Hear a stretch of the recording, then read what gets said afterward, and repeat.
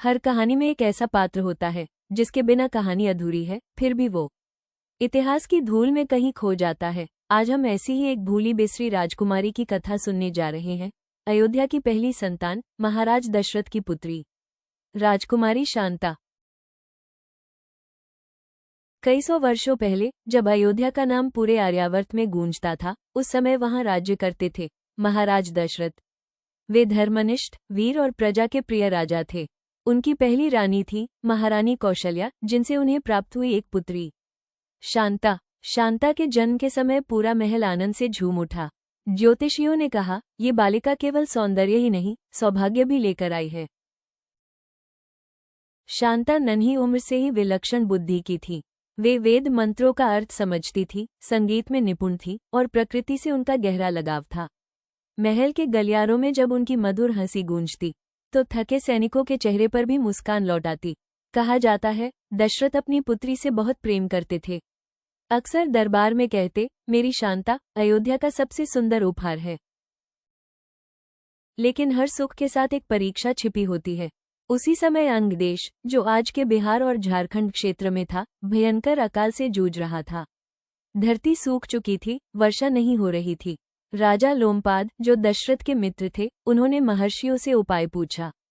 ऋषियों ने कहा, वर्षा तभी होगी जब कोई महान तपस्वी हमारे यज्ञ में आहुतियां देगा, और वो थे महर्षि ऋषिशृंग। परंतु वे एक ऐसे आश्रम में रहते थे जहां उन्होंने कभी किसी स्त्री का चेहरा तक नहीं देखा था। उनका मन निर्मल था, तप में लीन था। कौन उन्हें अंगदेश तक लाए? महाराज दशरथ और लोमपाद ने मिलकर शांता को कहा, यदि तुम महर्षि के पास जाओ और उन्हें अंगदेश लाने का कार्य कर सको तो ये पूरे राज्य का कल्याण होगा। शांता ने सहज भाव से कहा, पिताजी, यदि मेरे कारण प्रजा को राहत मिलती है तो यह मेरा सौभाग्य होगा। वो एक साध्वी के वेश में ऋषिशृंग के आश्रम पहुंची। अपने मधुर स्वभाव और भक्ति से उन्होंने ऋषिशृंग का मन मोह लिया। धीरे धीरे ऋषि का हृदय प्रेम और करुणा से भर उठा। जब वे अंगदेश आए तो उनकी उपस्थिति मात्र से आकाश में बादल घिर गए और वर्षा की पहली बूंदों ने सूखी धरती को जीवन दे दिया। राजा लोमपाद ने कृतज्ञता में भरकर ऋषिशृंग का विवाह शांता से करा दिया। दशरथ ने भी सहमति दी। अयोध्या की वो लाडली बेटी अब ऋषिशृंग के साथ तपस्विनी बनकर उनके आश्रम में बस गई।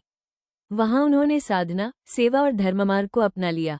शांता अब राजकुमारी नहीं बल्कि एक मुनि पत्नी थी। उनके तेज और त्याग से ऋषिशृंग और अधिक सिद्ध हो गए। वर्षों बाद जब दशरथ के कोई संतान नहीं थी तो उन्होंने ऋषिशृंग को स्मरण किया। महर्षि और उनकी पत्नी शांता अयोध्या आए और ऋषिशृंग ने ही पुत्र कामेष्टि यज्ञ संपन्न किया। उसी यज्ञ के प्रसाद से जन्मे राम, लक्ष्मण, भरत और शत्रुघ्न। कहते हैं, शांता ने कभी अयोध्या लौटकर अपने अधिकार नहीं मांगे। उन्होंने अपना जीवन धर्म और तप के लिए समर्पित कर दिया। उनकी कथा हमें सिखाती है कि त्याग, प्रेम और करुणा, यही सच्ची राजकन्या के आभूषण हैं। अक्सर इतिहास के पन्नों में शांता का नाम नहीं मिलता, पर यदि हम ध्यान से देखें तो रामायण की शुरुआत ही शांता के कारण हुई थी। शांता की कथा आपको कैसी लगी, कमेंट्स में हमें जरूर बताएं। साथ ही इसी प्रकार की और कहानियां सुनने के लिए सब्सक्राइब करना ना भूलें। नमस्कार।